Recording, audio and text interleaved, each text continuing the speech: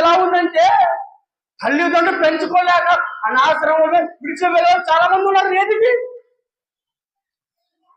పెద్ద పెద్ద పల్లెటూరులో కానీ పెద్ద పెద్ద టౌన్లో కానీ వీళ్ళు చూడండి, తల్లిదండ్రులు పెంచలేక అనాథాశ్రమం డబ్బులు ఇస్తున్నారయ్యా, మా తల్లిని మీరే పెంచుకోండి, పెంచండి మీరే. ఆలోచించింది ఎలా వెళ్ళి సమాజం తల్లిదండ్రులు అనాథాశ్రమంలో విడిచిపెట్టేవారు చాలా మంది ఉన్నారు. బయట వాళ్ళు చాలా మంది ఉన్నారు.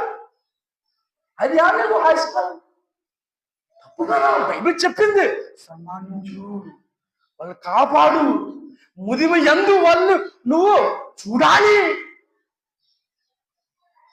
ఒకటి చెప్తాను, చాలా మంది పెళ్లి చేసుకున్న తర్వాత తల్లిదండ్రులు బదలాయిస్తారు. తప్పు అది.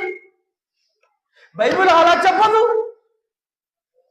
బైబిల్ ఏం చెప్పింది? అయ్యా నీకు భార్య ఎలా వచ్చింది? నువ్వు నువ్వు నువ్వు ఎలా వచ్చావు? నీ తల్లి ద్వారా నువ్వు వచ్చావు కదా.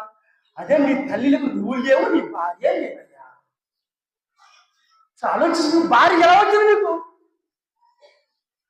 నీ తల్లి ఉంటేనే నువ్వు వచ్చావు, నువ్వు వచ్చేనే నీ భార్య వచ్చింది. పునాది ఎవరు? తల్లి కదా పునాది, తండ్రి కదా పునాది. తల్లి తండ్రి పునాదులు బయటికి నెట్టి పడేస్తావు. భార్య వచ్చిందని నా కుటుంబం మీద అనుకుంటున్నావు కదా. మా తల్లిదండ్రులు ఎక్కడే వెళ్ళాలి.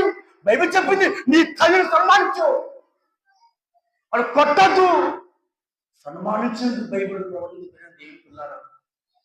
వాక్యం ఉంటున్న మనం ఎలా ఉంది, లైవ్లో ఉంటున్న వారు మనం ఎలా ఉన్నారు ఆలోచించుకోండి. తల్లిదండ్రులు సన్మానించాలి బైబిల్ చెప్పింది. ఆలోచిస్తున్నాను.